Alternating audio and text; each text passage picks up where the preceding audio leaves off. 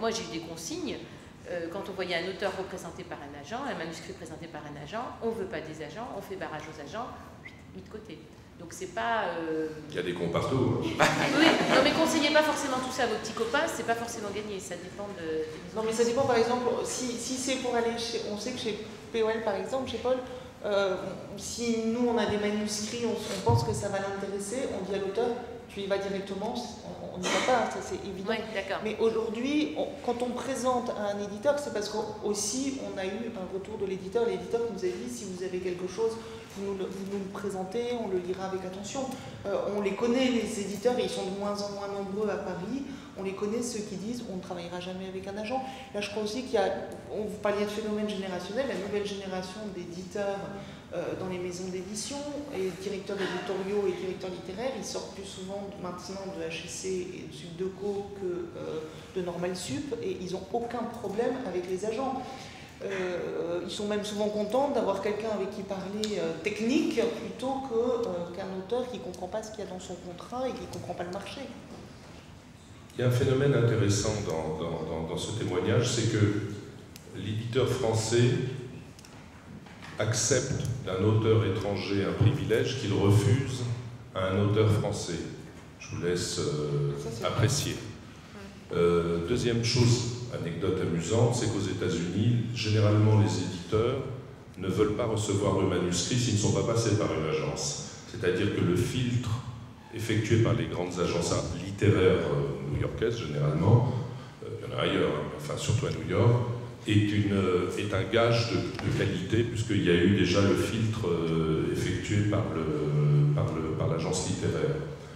Donc, si vous voulez, cette espèce de retard des esprits est assez parlant, parce que lorsque Laure parle des manuscrits qu'elle envoie, c'est-à-dire elle fait un boulot en amont qui j'estime être celui de l'éditeur.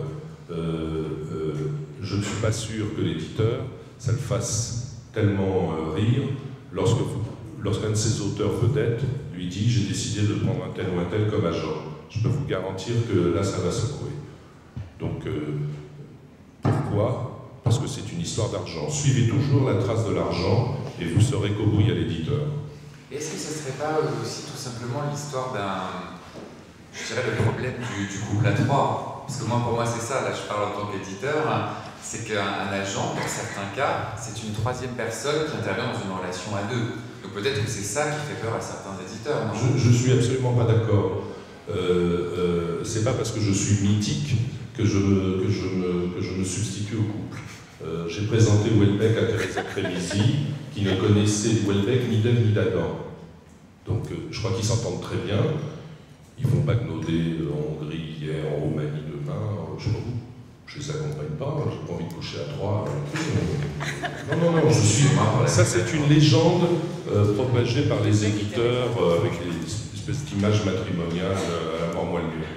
Non, mais surtout qu'en plus, c'est l'inverse, je pense que dégager la relation auteur-éditeur, dégager des discussions matérielles et des négociations de contrats peut-être au contraire bien alléger. Béatrice, vous partagez ça? Moi, je pense qu'effectivement, ce qu'on voit quand François raconte comment ça se passe aux États-Unis, c'est vrai que de facto, le rôle de l'éditeur a basculé sur les agents littéraires. Pas systématiquement, mais c'est vrai que l'agent littéraire aux États-Unis, et ce que tu fais finalement, Laure, c'est un peu la même chose, c'est qu'ils font le tri. Ils nous évitent justement, parce que franchement, nous on en reçoit 3000 par an, et s'il y en a 3 ou 4 qui sortent du lot, c'est bien un maximum. Il faut quand même en trier 2998. Donc, bon, l'agent littéraire fait ce boulot-là, normalement, et après fait le boulot qui était dans le temps celui de l'éditeur, c'est-à-dire entrer en relation avec l'auteur, peaufiner son texte, dire là ça va pas, machin, tu changes ci, bon. Mais c'est vrai que normalement c'est le boulot de l'éditeur, sauf qu'il se trouve qu'avec la façon dont sont organisées les maisons d'édition, les exigences de rentabilité, tout ce qu'on nous demande de faire en dehors de notre boulot d'éditeur, on n'a plus le temps de le faire et on le délègue de facto à des agents littéraires. Et oui, c'est quelque part, on laisse partir une partie de nos prérogatives et on se concentre sur des comptes d'exploitation, des études marketing et des, je sais pas quoi, du management, enfin tout ce qu'on fait. Et la lecture de GFK. Oui. Est-ce que vous pouvez préciser ce que c'est? GFK? Oui. C'est le panel qui, toutes les semaines, donne les chiffres de vente des livres. Parce que comme on ment tous sur nos chiffres de vente, et comme on ment tous entre nous, c'est qu'à un moment on ne sait même plus nous-mêmes où on en est, et donc à force de mentir, et donc le repère c'est le panel GFK, qui est concurrentiel de celui d'Ipsos, parce qu'on peut encore se disputer en disant que celui de GFK est plus exact que celui d'Ipsos ou vice versa, ça dépend où on cotise en fait.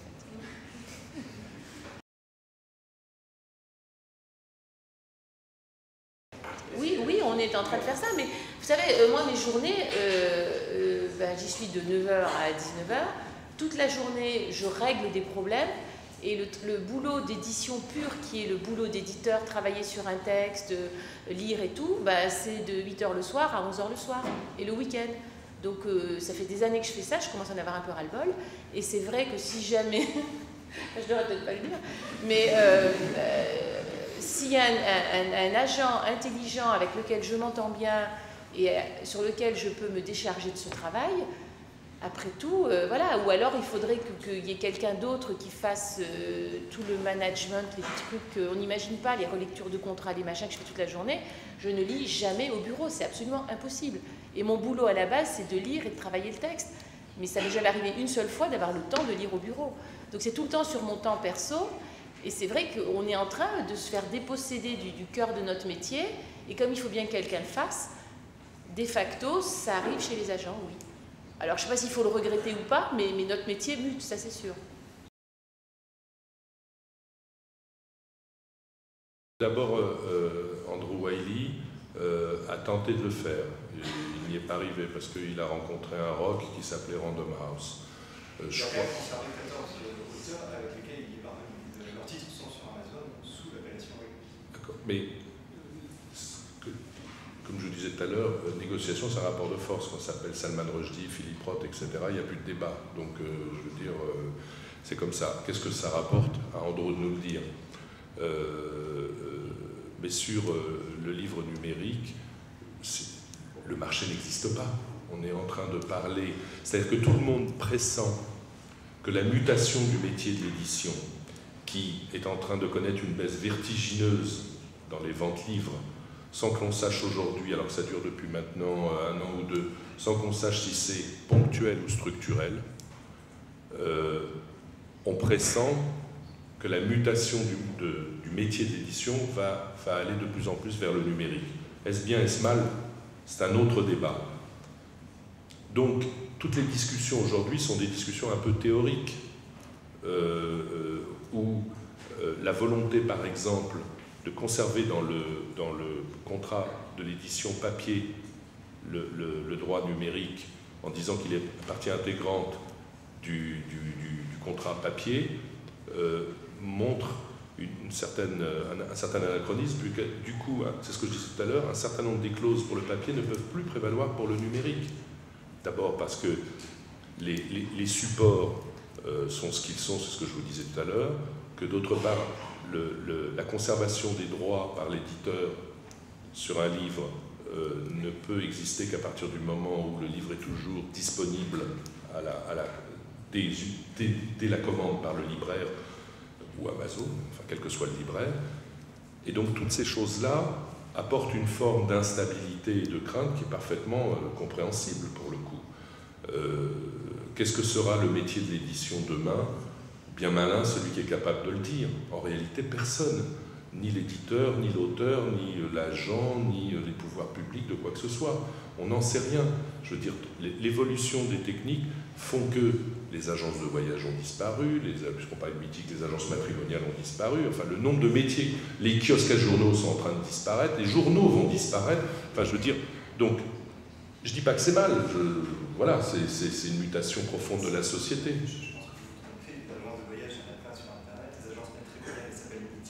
Non, non, mais dans le temps, c'est ce que je dis. Non, mais si, ça, c'est l'agence physique n'existe plus. Je veux dire, avant, vous alliez faire toc-toc. La personne qui travaillait dans l'agence de voyage, elle n'y travaille plus. Hein. C'est fini. Non, mais c'est bien le problème. Non, mais ce que je veux dire, c'est que certains métiers ont disparu. Avant, vous aviez au coin de chaque rue presque une FNAC, vous développiez vos photos. Les gens n'ont plus d'appareil photo, il n'y a plus de pellicule. Aujourd'hui, il n'y a plus de pellicule de film. L'ancienne expression, la dernière bobine du film, ça n'existe plus, puisque ce sont des fichiers qui sont envoyés de la maison de production jusqu'à la salle qui projette le film par fichier numérique. Enfin, je veux dire, il y a des tas de métiers qui sont en train de tout doucement de disparaître. C'est ça que je suis en train de dire, c'est tout. Ils existent toujours virtuellement, mais ils ont disparu. Alors on parle de métiers qui vont disparaître. Est-ce que vous pensez qu'à l'inverse, il va y avoir de plus en plus d'agents, justement? Est-ce que c'est un métier d'avenir, agent? Parce que si voilà, nos étudiants ne peuvent pas devenir éditeurs, vont-ils devenir agents? On espère. Non, mais je crois que... non, mais blague à part, je pense que c'est un métier riche et intéressant, parce que vous avez affaire à des riches, propre et figuré, vous avez affaire à des artistes, vous avez droit à leur confidence, parce qu'à partir du moment où vous parlez avec eux de leurs revenus, vous rentrez dans leur intimité, en tout bien tout honneur, et ça vous permet d'avoir une relation de confiance si en plus vous avez la chance, grâce à l'effet générationnel, de grandir avec eux. Si en plus vous êtes assez costaud pour résister aux éditeurs français qui essaieront de vous découper en rondelles, ça vaut vraiment le coup parce que c'est vraiment intéressant. Et vous faites des rencontres, et c'est comme tous les métiers qui sont proches de la création, ça vous permet toujours d'élargir votre champ de connaissances à des choses que vous auriez peut-être totalement ignorées. Et ça, c'est une des parties les plus intéressantes et les plus riches. Alors, vous avez l'impression que les éditeurs français vous découpent en rondelles? Non, je crois qu'aujourd'hui, on a vraiment un bon contact avec les éditeurs français. Et ce qui est amusant, c'est que les éditeurs français sont venus vers nous à Francfort. C'est-à-dire qu'un jour, on a vu des éditeurs français à Francfort venir vers nous, amenés par des éditeurs étrangers, en disant « Mais pourquoi vous nous proposez jamais d'auteurs ?» Je dis « Mais nous, on veut bien, on pensait que vous ne vouliez pas. » Et voilà, et petit à petit, je pense qu'on travaille maintenant en confiance. Mais par rapport aux agents, il y a quelque chose de très important, je crois, par rapport à la spécificité du marché du livre en langue française. C'est que, contrairement à d'autres espaces linguistiques, et en particulier l'espace linguistique anglophone ou hispanophone, il y a une absence totale de fluidité dans la circulation des auteurs et des titres. C'est-à-dire qu'on a une centralisation de l'édition parisienne qui draine toute l'édition en langue française, toute la création en langue française. Et que là, je crois qu'il y a un rôle des agents aux États-Unis et en Angleterre. Les agents ont joué un rôle majeur pour la circulation des auteurs et des textes. Pareil dans le monde hispanophone, pareil dans le monde germanique aujourd'hui, où le nombre de sessions à l'étranger est très important. On a la chance d'avoir un espace linguistique gigantesque qui n'est absolument pas exploité, et qui non seulement n'est pas exploité, mais en plus est centralisé entre quelques mains à Paris. Et ça, c'est pas normal. Et je pense que les agents, justement, envisager ce métier d'agent pour décentraliser aussi l'édition et se dire que l'édition en langue française, elle peut se passer à Tunis, elle peut se passer à Alger, elle peut se passer à Montréal, elle peut se passer à Genève, c'est pas complètement inepte. Et je pense que tout le monde aurait beaucoup à y gagner parce que cette centralisation, elle est un petit peu étouffante. Mais bon. Ça, le numérique va tailler un sacré costard à tout ça, parce que le numérique, les droits du numérique, c'est langue française à travers le monde. Il n'y a plus du tout de notion de territorialité. Donc, vous exploitez les droits de langue française à travers le monde. Qui va vérifier, enfin, mettons que ce soit circonscrit à la France, comment vous pouvez vérifier si le livre il va partir au Québec ou je ne sais pas où? Donc c'est droits mondiaux et il n'y a plus cette notion-là, donc ça va forcément évoluer. Ce que je voulais dire quand même à propos du numérique, là quand vous disiez Amazon et tout ça, ce qu'il faut voir aussi c'est que moi je pense que les agents comme les éditeurs, on a un boulot de sélection. Donc notre boulot a priori c'est de sélectionner des bons livres, des bons textes, des bonnes histoires, et c'est aussi de le faire savoir. Parce que pour tous les gens qui croient qu'il suffit de balancer un fichier sur internet et hop c'est arrivé, ils vont avoir des sacrées surprises. Parce que si, effectivement, on garde une grosse partie, enfin ce que disait François Samuelson sur la répartition des droits, oui, numériser les fichiers, ça coûte un peu d'argent, pas beaucoup, mais surtout le faire savoir sur Internet, c'est là qu'il y a des gros investissements nécessaires. Donc, quand les gens disent qu'ils sont tout contents, ils mettent leurs fichiers sur Amazon, oui, bon, bah, pour une, je ne sais plus comment elle s'appelle, celle de 50 Shades, là, qui a réussi à éclore sur Internet, il y a combien de gens qui mettent, je sais pas, Amazon, ils doivent crouler sous des milliards de fichiers quand on voit les milliards de manuscrits qu'on reçoit. Et voilà, il ne suffit pas de le mettre sur le numérique, il faut le faire savoir. Et là, ça devient plus compliqué, là, ça représente de l'argent et un savoir-faire. Donc il y a aussi une mutation des métiers qui va arriver vers là. Et nous, dans les maisons d'édition, nos services marketing traditionnels, ils sont en train de changer complètement parce qu'il faut le faire savoir. Et de même, les agents américains, une grosse agence américaine, Trident, un jour je les rencontre et ils me disent, cet auteur-là, on l'a repéré sur Internet. Je dis, bah oui, mais comment tu l'as repéré sur Internet? Comment on trouve un auteur genre 50 Shades ou autre sur Internet?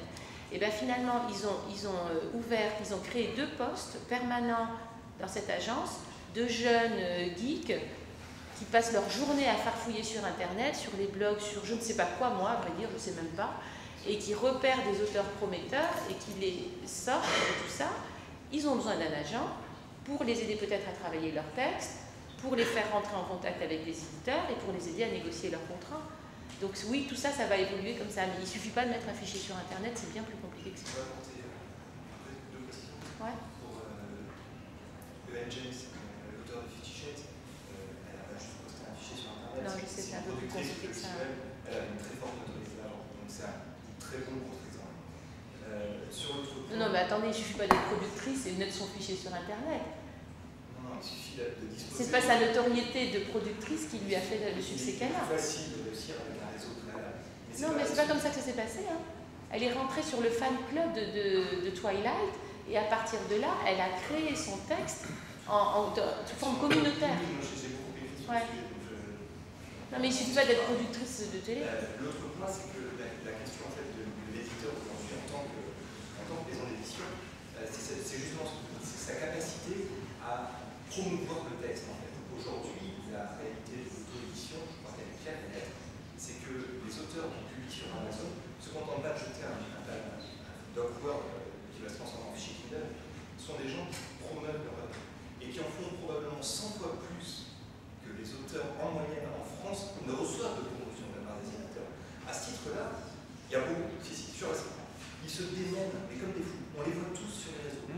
Et ils font un travail qui est sidérant de valorisation de leur œuvre. Alors elle peut être mauvaise, ça c'est sûr et certain. D'auto-promo, ça, c'est la valorisation d'une œuvre. Mais heureusement qu'ils font ça s'ils ne croient pas eux-mêmes en eux et qu'ils ne disent pas qu'ils sont les meilleurs sur Internet, qui va le dire. C'est bien qu'ils le fassent. Non, le projet, c'est pas de dire je suis meilleur. Non, mais de faire leur auto-promo, c'est normal. Mais effectivement, et il bénéficie d'une visibilité qui est supérieure à celle de n'importe quel auteur signant dans une maison d'édition. Je crois qu'il est assez rare pour un auteur, premier roman signé chez X ou Y, de bénéficier d'une page de promo, d'un quart de page dans le monde. Je monte juste à ça. Mais c'est rare que ça sert à rien. Ah, ça, c'est. Petites éditions Gallimard. Mais sur ça. Non, mais c'est vrai que le système d'auto-édition d'Amazon aux États-Unis est d'une performance surprenante. Moi, j'ai une amie écrivain à Boston qui a fait appel à ce service, elle est professeure de littérature, et je dois avouer que quand elle me racontait comment ça se passe, la pensée universelle peut aller se rhabiller. Ouais, il faut quand même savoir qu'Amazon vous fait signer un contrat quand vous faites votre autopublication, ça personne ne le dit. Dans le contrat que vous fait signer Amazon, il y en a 40 pages, et il y a une petite ligne qui dit que Amazon se réserve le droit de fixer le prix de vente du fichier. Donc relisez-les et vous verrez. Et oui, pour les autopubliés, enfin en France, pour le système d'autopublication d'Amazon, dans toutes les 40 pages, à lire et j'accepte les conditions générales de vente, j'accepte, je ne lis pas, et si je lis, je vois qu'en dernier recours, Amazon se réserve le droit de fixer le prix de vente. Oui, uniquement s'il trouve que chez un autre marchand, vous l'avez vendu moins cher. Non, mais de l'auto-édition, il y en a toujours eu, même quand il n'y avait pas de numérique. Oui. Hein, je veux dire, il y avait la pensée universelle avant, qui demandait de l'argent pour publier. Enfin bon, mais c'est ça la grande différence, c'est qu'on est passé d'un système d'édition à compte d'auteur à une auto-édition permise par le numérique. En fait, on est en train de se débarrasser des espèces de plus grands charnières à l'édition imposée, qui sont ceux qui faisaient payer les auteurs. oui, absolument. Enfin, le service Amazon n'est pas totalement gratuit. Hein. Je crois qu'il faut payer quelque chose si ma mémoire est bonne. Je crois. Aux États-Unis, je ne sais pas en France. Je ne sais pas si ça existe en France d'ailleurs.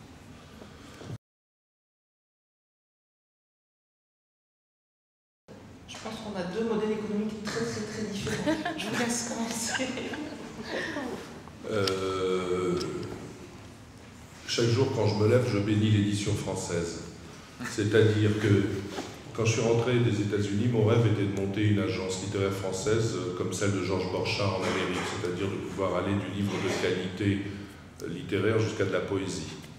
À cause de la résistance des éditeurs, j'ai basculé sans même m'en rendre compte dans le domaine de l'audiovisuel et du cinéma, où globalement, comme vous avez pu lire dans Le Monde dernièrement, les cachets sont un petit chouille plus importants que dans l'édition, à quelques notables exceptions près.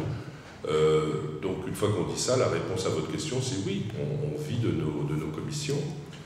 Et c'est pour ça, parce que je veux être élégant et ne pas insister, mais que l'éditeur vous dise ce que vous devez faire pour vos 10% est assez risible, parce que ce n'est pas l'éditeur qui paye les 10%, c'est l'auteur. Donc je veux dire, on fait ce qu'on veut du modèle que l'on s'applique à soi-même.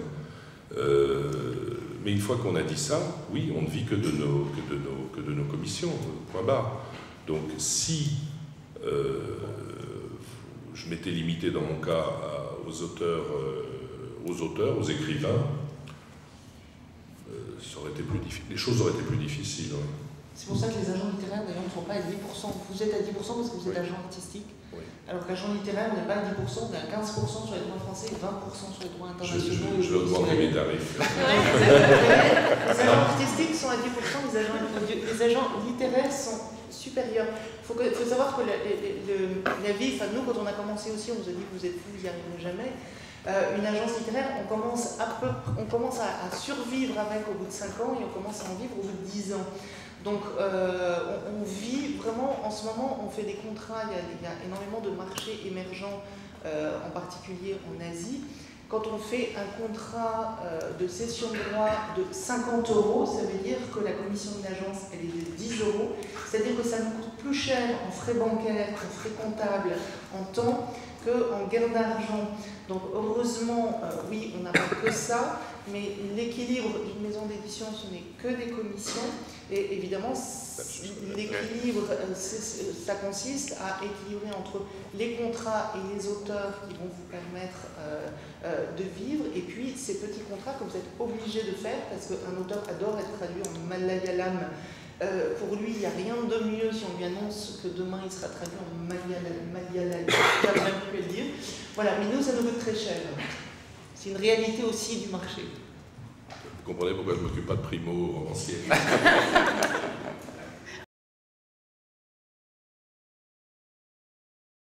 Non, je crois que, quand on lit des manuscrits, qu'on soit agent ou éditeur, c'est la même chose. On a une telle habitude que l'on va très vite. Donc, en allant très vite, on passe toujours, je le répète, à côté de bons manuscrits. Mais qu'en général, on va dire que 70% des manuscrits que l'on reçoit ne nécessitent pas plus de 10 minutes de lecture. Enfin, Béatrice, je ne sais pas si j'exagère, mais... Vous devriez lire l'introduction, enfin je me souviens que c'est dans La Conjuration des imbéciles. L'éditeur de La Conjuration des imbéciles raconte ça d'une façon très très drôle. Et il dit, comment dire, quel soulagement quand il y en a 80-90% qui sont nuls, et 2-3 qui sont exceptionnels, et le vrai problème c'est les moyens, quoi. C'est ceux-là qui nous font perdre le plus de temps. Parce que les nuls dès le départ, facile. Les exceptionnels, c'est hyper rare, facile. Mais alors les moyens c'est le drame, quoi. Ils sont ni bons ni mauvais, ils sont juste bof. Il faut trouver une raison de le refuser. Et puis alors pour être clair, dans les raisons de le refuser, on a aussi des tactiques, enfin nous en tout cas on fait comme ça, c'est que si on donne des raisons trop détaillées, malheureusement on encourage l'auteur à en tenir compte et à nous renvoyer son manuscrit qui était quand même déjà juste moyen, et hop, seconde couche, et j'ai tenu compte de toutes vos remarques, et voilà mon nouveau bébé, et j'ai fait comme vous m'avez dit, mais ça reste quand même moyen. Donc oui, les manuscrits, c'est quand même assez problématique, ça nous prend un temps fou. Et comme dit Laure, on passe tous à côté de... Enfin, les pépites, je ne sais pas, mais les moyens bons, c'est plus difficile. Ça nous arrive. Oui. Après, il y a aussi, maintenant, les éditeurs sont confrontés au nombre de manuscrits envoyés par des agents. Ça devient un autre métier dans le métier. Oui, mais ça marche quand même. Mais ils sont très triés. Souvent, par les agents, ils sont triés quand même. On perd moins de temps. Normalement, ils sont triés, ceux envoyés par les agents. Normalement. On a des noms de ceux qui trient.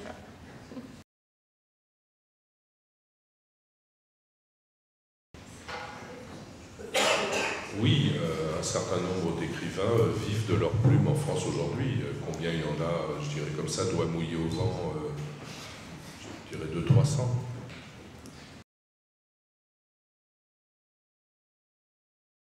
Il y a eu un article cette semaine, je ne sais plus si c'était pas dans Rue 89, ou justement sur le look, la gueule. Dans Le Monde, je crois. Le Monde. Ouais, c'était complètement fou, j'ai trouvé. Ben oui, c'est pas complètement faux de temps en temps quand on voit des plateaux télé, on se dit qu'un auteur avec une belle gueule passe mieux sur les plateaux télé et dans les salons, dans les tables rondes. Maintenant, ça fait pas partie de nos critères, mais pourquoi pas, je sais pas. C'est bien parce que d'habitude on pose la question aux éditeurs, alors moi ça me fait des vacances, ça c'est bien. Non mais ça rentre pas du tout en ligne de compte, mais en même temps, enfin c'est certainement pas un critère de sélection. Maintenant souvent les auteurs, on est amené à les faire rencontrer par exemple les équipes de représentants. C'est sûr que si j'ai un auteur dont je sais qu'il est totalement stressé, bègue et je sais pas, asocial, celui-là de préférence j'irai pas le montrer aux représentants parce qu'il sera pas un atout pour son livre. Mais ça n'empêche que, enfin c'est pas du tout ça qui nous fera choisir ou pas son livre, mais c'est sûr qu'on le promouvra, enfin on en fera la promotion d'une façon adaptée à la personnalité de l'auteur. Il y en a certains qui n'ont pas du tout envie de rencontrer les journalistes et les représentants, ben, on respecte ça. Et puis après, bon, enfin, à ma connaissance, c'est la seule limite, mais le côté de la personnalité un peu atypique ou charismatique, non. Oui, c'est un peu le cadeau bonus, on va dire. Oui, mais comme dans la vie, hein.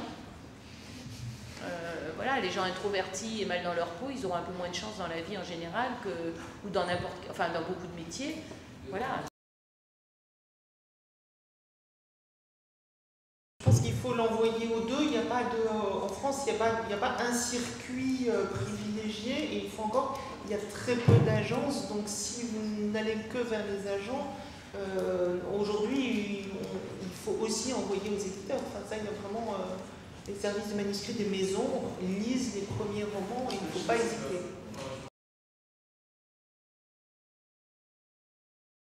Oui, je crois qu'il existe une nomenclature, oui.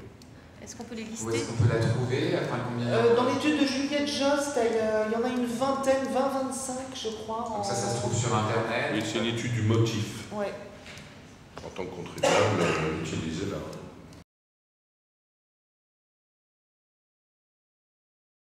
Non, c'est un système de mandat de représentation. C'est-à-dire vous signez le talent, c'est-à-dire soit écrivain, acteur ou ce que vous voulez, signe un mandat qui par définition est limité dans le temps et renouvelable par tacite conduction. Voilà, c'est tout. Donc si un écrivain veut écrire 10 livres pendant ce mandat, ou un seul, ou zéro, il est libre. Combien de temps ça dure un mandat? 3 ans. Mais ça peut être 1 an, ça dépend. Là aussi, ça se négocie. Tout se négocie, même avec l'agent. Bien sûr. Surtout avec l'agent. Surtout avec l'agent. S'il est déjà mauvais négociateur là. Ouais. Donc plutôt 3 ans. Est-ce qu'il y a des agents d'agents? Ah oui, bien sûr, il y a des agents d'agents, oui, c'est ce qu'on appelle les sub-agents, oui, ou les co-agents. Ah oui. Oui, bien sûr. Nous, par exemple, il y a des territoires en particulier sur lesquels on ne travaille pas en direct. En Chine, c'est très difficile de travailler en direct. On travaille évidemment avec des co-agents ou des sub-agents. Qui reprennent leur pourcentage au passage. Ah oui, qu'on Le partage. sub-agent reprend encore 5 ou 10. 10, quand nous on est à 20, donc c'est 10-10 quand Imaginez quand on même est 2 l'auteur. agents. Chacun croque. Ça reste moins que ce pour l'éditeur. Vous voulez dire imiter les éditeurs qui essayent de expliquer les auteurs entre eux? Surtout quand c'est des gros vendeurs. Oui, ça nous arrive d'imiter les éditeurs français, oui.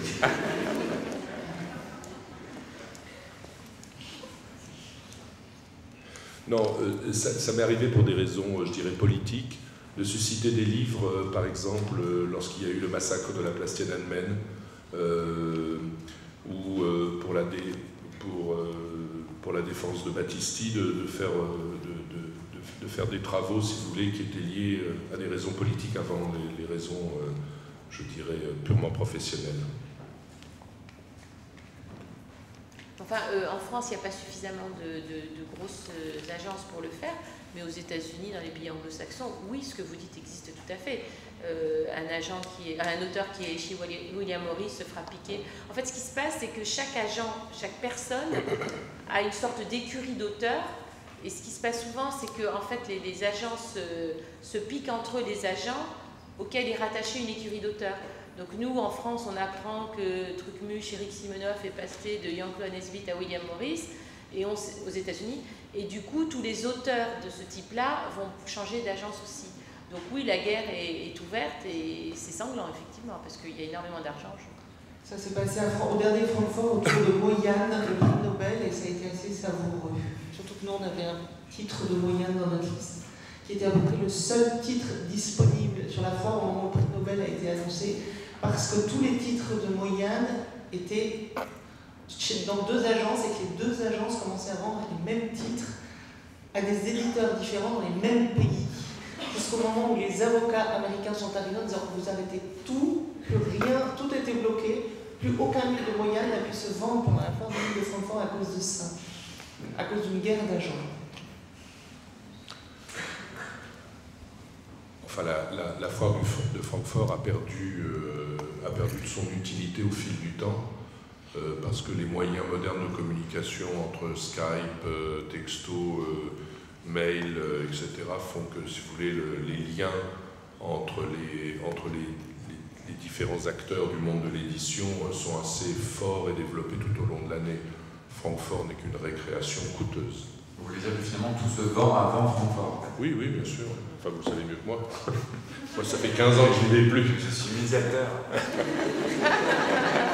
C'est juste une bonne excuse pour aller tous se retrouver ailleurs et avoir un peu de temps tranquille. C'est vrai, tous faire.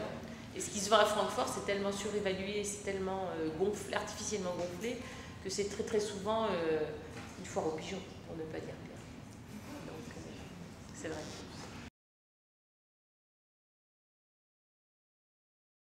Moi, je tenais à vous remercier tous les 3 parce que voilà, j'ai appris personnellement pas mal de choses. J'étais ravi de vous avoir dans cette salle au nom du Master d'édition. Et puis, pour terminer, on va passer la parole à notre président.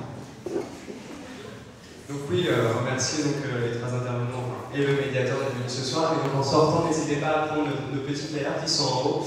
Pour le mot de la fin, j'aimerais également remercier nos partenaires, je ne l'ai pas fait en début de séance, donc BSOPO qui est ici ce soir, et le film français, Voilà. Merci beaucoup d'être venus et puis bonne soirée en tout cas.